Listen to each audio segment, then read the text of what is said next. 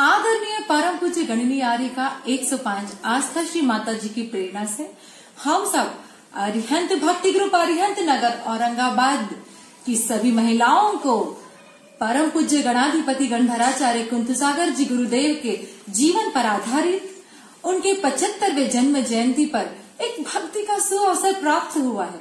जैसे हम सब यानी मैं 100 रूपाली राव का, 100 नीता गोथा, 100 आरती कासरीवाल और 100 सीमा राव का महाराष्ट्र प्रांत में रहते हैं, तो आपको घर बैठे महाराष्ट्र का कोल्हापुरी तड़का 100 आरती कासरीवाल द्वारा रचाए हुए एक भक्तिमय गीत के माध्यम से चखाने का प्रयास करने जा रहे हैं।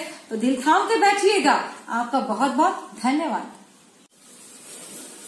हाय फ्रेंड्स, नमस्कार। काय जाती ते मी काय म्हणते, नाताळच्या सुट्ट्या लागलेल्या आहेत मुलांना, चला आपण जाऊया का गोव्याला? कसं व्हायचं तुझं रुपाली?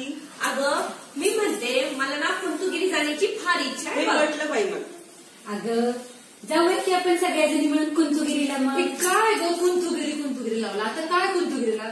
नीता ते सांगा बरं हिला काय कुंतुगिरीला? ते कुंतुगिरीला ना कुंतुसागर महाराज जे आहे ना, तिथे त्यांची हीरक जयंती आहे. आता हीरक जयंती म्हणजे नेमकं काय सीमाताई? रुपाली, हीरक जयंती म्हणजे 75वा वाढदिवस, म्हणजे तुमच्या भाषेत डायमंड जुबली. हो, 75th बर्थडे सेलिब्रेशन का? असं सांगा की मी पण येईल. मग चला तिकडे तिकडे. मग जाणार कसं? अगं या कोरोनामुळे तर कुठेही जाणं इतकं अवघड झालंय बघ. कसं करायचं ग आता? पण मी म्हणते जाण्याची गरजच काय? अगं आपल्या जैनम झूम चॅनलवाल्यांनी किती प्रयत्न करत आहेत की आपण घर बसल्या सगळे तीर्थ, सगळे आचार्य आणि इतरही आचार्यांचे घर बसल्या बसल्या दर्शन करू शकतो. तुम्ही तेच म्हणत आहे का? जैनम झूम ने मचाई धूम. तेच ते. अच्छा, पारस लोहाडे आणि प्रवीण लोहाडे या दोघांनी अख्ख्या लॉकडाऊन मध्ये अशी जैन समाजाची प्रसार केलेला आहे. प्रत्येक सकाळपासून संध्याकाळ तोच चॅनल का? त्याच्या घरी बसल्या बसल्या सगळं. Okay okay. अगं बाई, त्यांचे तर जितके आभार मानावे तितके कमीच आहे बघ. अगं म्हणे देवनंदजी महाराज नाही का, त्यांनी भाद्रपदामध्ये पूजा अभिषेक इतकं सुंदर केलं, ते सगळं त्यांनी त्या चॅनलवर दाखवलं बघ. आणि नवरात्रमध्ये गुप्तीनंदजी महाराज नाही का, त्यांनी इतके विधान केले, तुला काय सांगू. त्यांनी इतकी धर्म प्रभावना केली, सगळं त्यांनी जैन झूम चॅनलच्या माध्यमाने सगळं दाखवलं बघ. सकाळपासून संध्याकाळपर्यंत सगळेजण टीव्हीच्या समोरच असायचे. आणि का ग रात्री दांडिया कधी विचार केला का दांडिया अशा होतील म्हणून? खरंच दांडिया तरी इतक्या छान झाल्या. ऑनलाईन दांडीवर मला फर्स्ट प्राइज भेटलं होतं माहिती का? हिला स्वतःच्या प्राइजचीच पडलेली. अगं कुणाला आठवतं का महाराजजींनी आमच्या माताजींची काय समाधी केली, काय संलेखना झाली. अगदी होतो ना भविष्यात. खरंच खरंच म्हणतेस, असे काटेचे तद्भुत अंगाला ते बघ. खरंच माझ्या पण किती काटे येत आहे. खरं सांगते रीता ते आता ते तुम्ही शहारे तर मला पण उद्भवलं. आचार्य देवनंदीजींनी आरिका रत्न 105 स्वयंश्री माताजीचं एवढा सुंदर संलेखन आपल्याला दाखवलं घरी बसल्या बसल्या.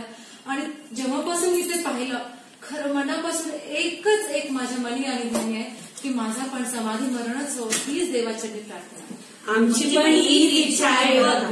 म्हणूनच तर म्हणते, अगं ज्यांचे शिष्य इतके गुणवान त्यांचे गुरु किती महान. अगं म्हणून तर म्हणते चला आपण सगळ्या मिळून कुंतुगिरीला जाऊ. अगं पण आपण जाणार कसं कुंतुगिरीला कोरोनामुळे?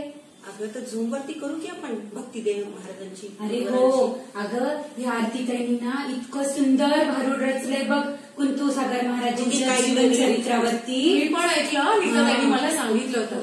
मग चला आपण करूया आचार्य कुंतुसागरजीच्या जन्मजयंती निमित्त आरतीताईने रचलेला एक भारूड आपल्या सगळ्यांच्या समोर भक्तिमय भारूड घेऊन येत आहे. पुन्हा एकदा अरिहंत भक्ती ग्रुप जय जिनेंद्र. नमोस्तु गुरुदेव, वंदामि माताजी, इच्छामि शुल्लकजी, इच्छामि माताजी, सभी को सादर जय जिनेंद्र. नमस्कार मंडळी. तर सादर करीत आहोत महाराष्ट्राचा लाडका लोकगीत प्रकार म्हणजे भारूड. चला की मग सुरू करूया. हो हो. मोबाईल लॅपटॉप हातात घेऊ, घेतले वायफायचं कनेक्शन त्याला जोडू, जोडले जैन झूम चॅनलची लिंक ओपन करू, केली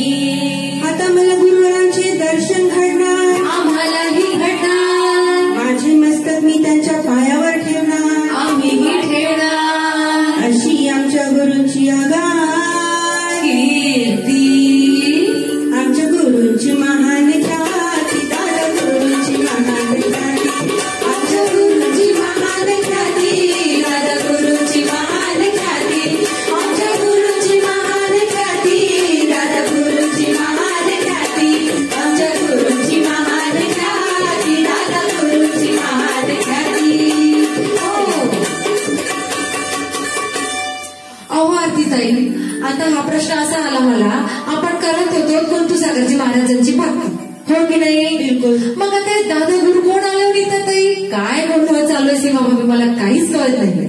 कसं असतं माहित आहे का रुपाली ताई? घरातल्या मोठ्या व्यक्तींना आपण काय म्हणतो? दादा म्हणतो की नाही? होय. हा, तर हे नंदी परिवारातले कुंथू सागरजी महाराज म्हणजे सगळ्यात मोठे गुरु. पुढे त्यांनी बरेच आचार्य घडवले आणि आता त्यांच्या आचार्यांचेही बरेच शिष्य आहेत जे त्यांना प्रेमाने दादा गुरु असं म्हणतात. मग ते आपल्या सगळ्यांचेही दादा गुरु आहेत, हो की नाही? असं होय. म्हणूनच तर म्हणते काय ग?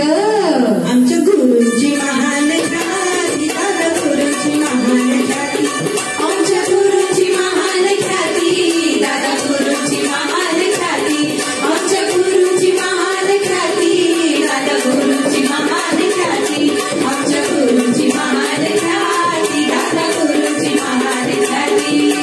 हो, तर सोहन मातेचा हा लेक लाडका, जन्मभूमी आहे यांची वाठेडा, पिता रेवाचंदजींची काय सांगू प्रीती. अगं खरंच का? इतके लाडके होते ते त्यांच्या बाबांचे? अगं असणारच की ते लाडके. 5 पुत्र गेल्यानंतर एवढा गुणी पुत्ररत्न जे प्राप्त झालं होतं त्यांना.